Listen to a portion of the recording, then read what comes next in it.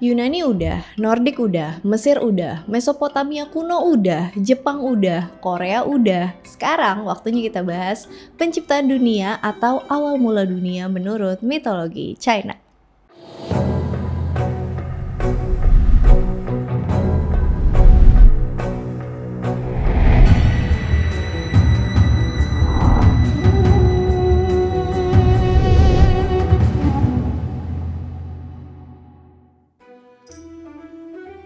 Pada zaman dulu kala nggak ada apa-apa, cuma kekacauan, kayak teori penciptaan dunia yang lain. Begitu kan? Semua sama.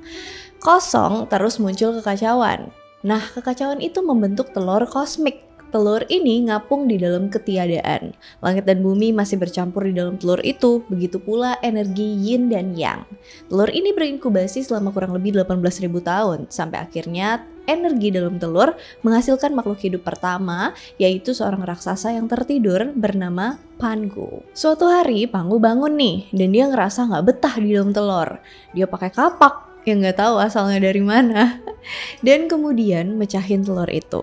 Cangkang telur itu terbagi jadi dua, jadi langit dan bumi. Dalam versi lain, energi yin lah yang jadi bumi, sedangkan yang naik ke atas jadi langit. Energi yang ada di dalam telur juga nyebar keluar. Habis itu Pangu berdiri buat nopang langit dan bumi supaya nggak bersatu lagi. Dia nahan langit selama 18.000 tahun lagi. Ada beberapa legenda yang mengatakan bahwa dia dibantu sama 4 makhluk, kura-kura, phoenix, cilen, dan naga. Langit jadi makin tinggi dan makin tinggi, nambah 3 meter tiap hari. Dan bumi setiap hari tuh makin tebal, nambah 3 meter juga. Pangu pun nambah tinggi 3 meter setiap harinya. Setelah udah lewat 18.000 tahun, akhirnya Pangu capek.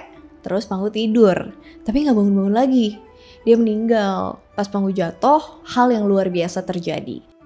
Nafas terakhirnya jadi angin dan awan, suaranya jadi guntur, mata kirinya jadi matahari, mata kanannya jadi bulan, rambut dan janggutnya jadi bintang-bintang di langit, tangan dan kakinya berubah jadi gunung-gunung, darah yang ngalir di tubuhnya jadi sungai-sungai, dagingnya jadi lahan pertanian yang subur, tulangnya jadi permata dan mineral yang berharga, gigi dan kukunya berubah jadi berbagai macam logam.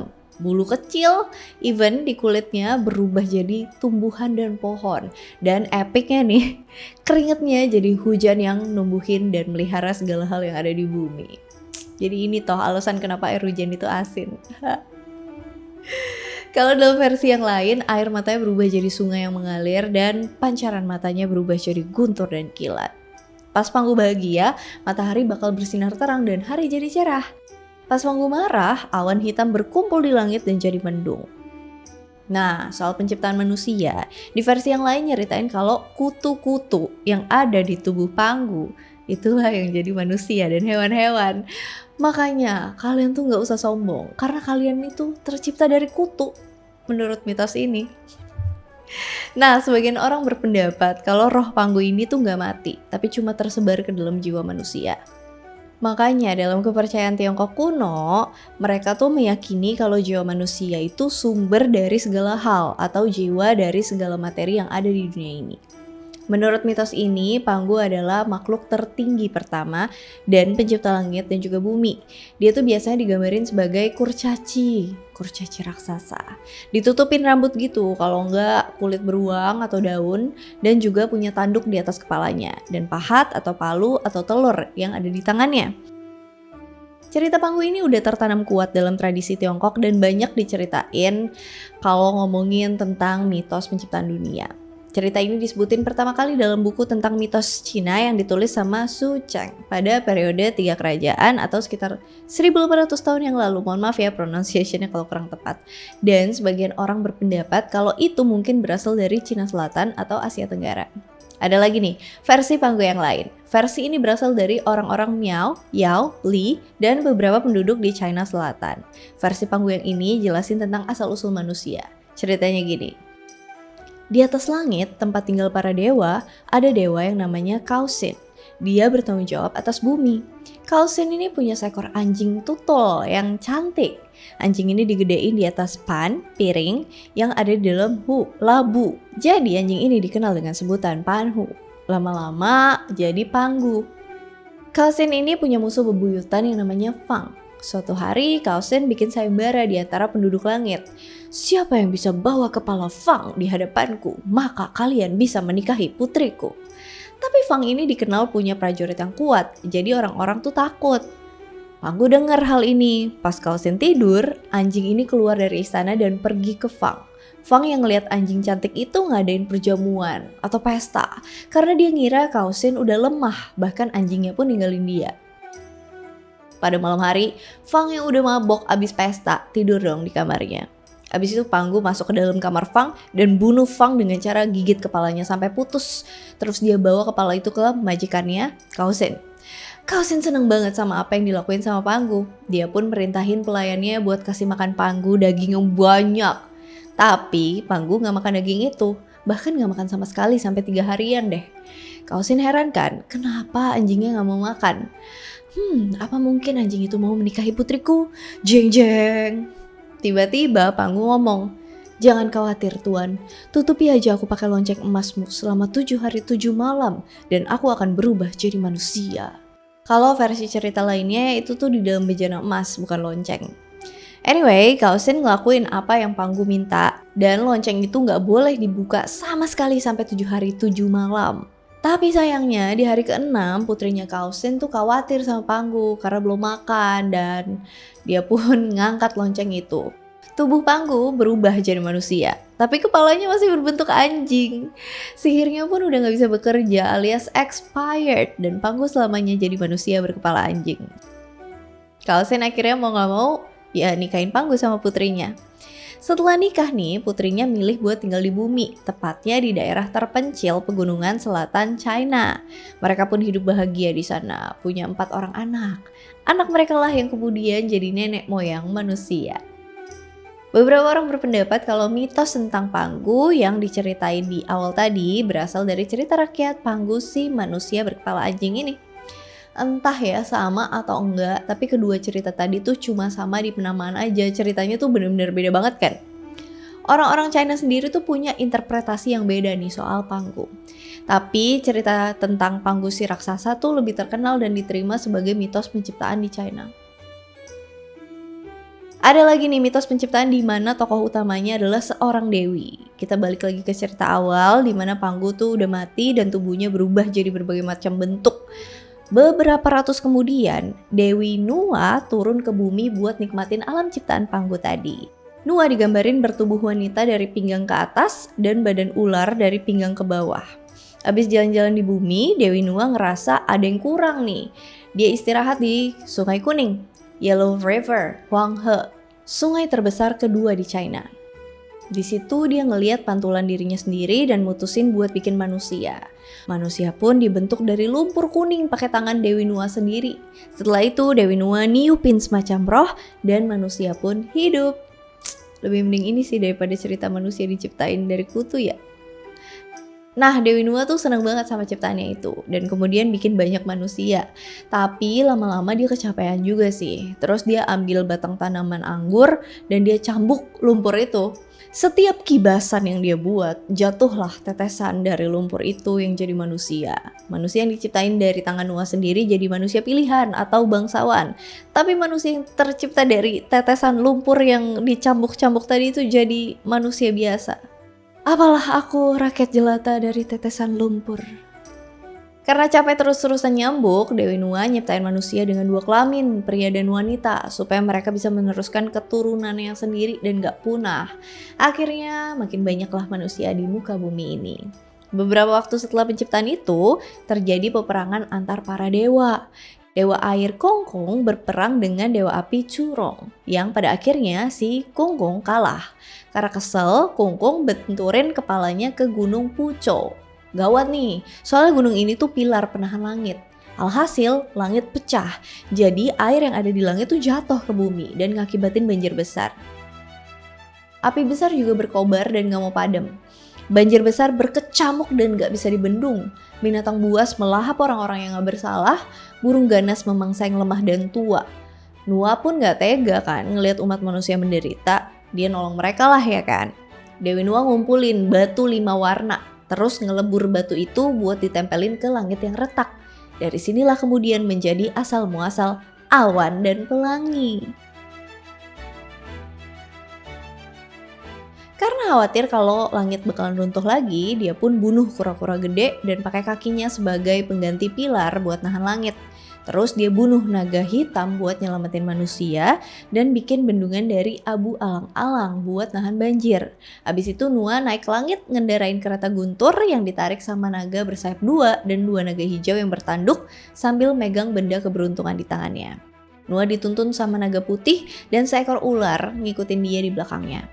Noah pun berkeliaran di atas langit sambil bawa jiwa-jiwa dan dewa-dewa ke langit ke-9 buat ketemu sama Kaisar Langit di Linmen, tempat istirahatnya. Ada lagi nih, versi legenda lain yang bilang kalau Noah ini meninggal setelah nyelamatin manusia dan ususnya berubah jadi 10 orang dewa. Sebelum masa dinasti Song, setiap tanggal 23 bulan pertama, orang-orang ngadain festival dan bikin roti tawar. Terus nempelin roti itu di langit-langit rumah buat memperingati peristiwa Noah memperbaiki langit. Tapi festival ini lama-lama ditinggalin. Mitos tentang Noah sebagai dewi pencipta lebih duluan ada dan berkembang di masyarakat China, jauh sebelum mitos tentang Panggu ada. Dalam buku puisi Cuci yang berasal dari abad ke-4 sebelum Masehi, ada catatan tentang Noah yang naik ke atas langit dan jadi dewi. Dan dipercaya kalau Noah ini tuh udah lebih dikenal sama masyarakat Tiongkok sejak tahun 200 sebelum Masehi. Di catatan Tu Yiche di abad ke-9 yang ditulis sama Li Rong, seorang filsafat pada masa dinasti Tang, tertulis kalau Noah tuh punya saudara yang namanya Fuxi. Jadi diceritain, pas masa awal dunia diciptain, ada 2 orang kakak adik. Adiknya namanya Nukwa, kakaknya nih laki-laki. Spoiler alert, mereka ngelakuin hubungan sedarah. Nah, mereka berdua tinggal di Gunung Kunlun.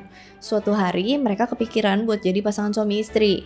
Terus mereka berdoa ke langit supaya dikasih petunjuk. Kalau awan kabut berkumpul maka mereka boleh nikah, kalau enggak ya nggak boleh. Terus kabut pada kumpul tuh. Ya udah akhirnya mereka pun nikah. Tapi karena mereka adik kakak, pada saat berhubungan intim mereka berdua malu dan nutupin muka mereka pakai kipas dari anyaman rumput. Dari sinilah kemudian kalau kalian lihat mempelai wanita mau nikah, mukanya ditutup dulu. Itu konon katanya. Kemudian ada lagi versi cerita lain di mana mereka nyelamatin Dewa Guntur yang ditahan sama bapak mereka. Setelah selamat, Dewa Guntur yang namanya Lekong kasih mereka gigi taring yang panjang dan bilang kalau dalam 3 hari bakal muncul bencana besar. Kalian bisa selamat kalau tanam gigi ini. Beneran terjadi kan? 3 hari kemudian ada badai yang gede banget dan hujannya tuh gak berhenti-berhenti. Jadi bikin banjir besar. Orang-orang pada tenggelam, kecuali Noah dan Fuxi yang selamat karena masuk ke dalam labu yang berasal dari gigi taringnya Lekong.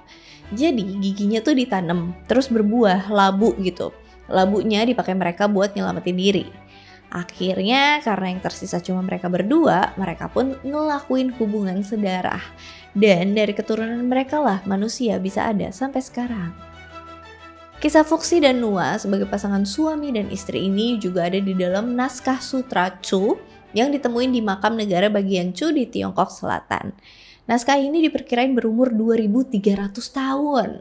Ini juga merupakan naskah tertua yang selamat yang di dalamnya ada ditulis tentang mitos penciptaan dunia. Di mana pada awalnya ada dewa dan dewi pencipta yang nikah dan punya 4 orang anak. Keempat anak itu jadi dewa, lalu misahin langit dan bumi karena mereka ngerti tentang konsep dari yin dan yang. 2 dewa memerintah di bumi dan mastiin bintang berjalan sesuai dengan jalurnya. Dan Qi atau energi kehidupan bebas mengalir di antara gunung dan perairan. Terus beberapa tahun kemudian dewa lain ngelahirin matahari dan bulan sampai akhirnya bawa kedamaian ke tanah dan pegunungan. Dewa yang terakhir atau keempat bikin kubah langit dan muter langit itu pakai bantuan energi dari kayu 5 warna. Kaisar Api ngirim asistennya, Curong, dewa api buat merintah bareng keempat dewa itu. Jadi orang-orang bisa muja para dewa itu dan gak berani macam-macam sama mereka. Lalu Kongkong, dewa air, bikin kalender di mana seminggu itu 10 hari dan bagi waktu jadi subuh, siang, malam, dan senja. Noah dan Fuxi mulai digambarin sebagai pasangan beberapa ratus tahun kemudian pada masa dinasti Han. Agak sulit ya nilai yang mana yang benar soal mitos penciptaan ini karena beberapa versi cerita berkembang pada tiap masa dinasti. Apalagi dari awal cerita ini tuh cuma diturunin dari generasi ke generasi lewat lisan. Jadinya berkembanglah banyak variasi-variasi mitos ini. Dari yang awalnya Nuwa sebagai dewi pencipta, terus Panggu, terus Nuwa punya saudara, terus jadi suami, dan punya anak. Selain yang diceritain tadi, sebenarnya ada lagi sih dewa kuno tertinggi. Dewa ini dikenal sebagai Shangti, dewa Cina kuno. Dia dipercaya sebagai dewa utama dan bisa diartikan sebagai pencipta dunia. Kepercayaan ini populer pada masa dinasti Han sekitar tahun 200 sebelum Masehi. Tapi nggak ada literatur yang secara khusus nyeritain Shangti ini sebagai pencipta, cuman interpretasi aja. Tapi kalau misalnya ada, boleh komen, and please do correct me if I'm wrong. Pasti masih banyak cerita versi lain yang ada, yang tahu boleh komen kalau mau ditambahin. Alright, that's all about penciptaan dunia menurut mitologi China atau awal mula mitologi China gitu. Kayaknya udah semua ya, mitologi Indonesia juga udah. Ada sih yang belum, pasti akan aku cover semuanya. As always, thank you so much for watching, hope you guys like it and see you on my next video. Bye-bye. Terus dia ambil batang tanaman anggur dan dia cambuk lumpur itu.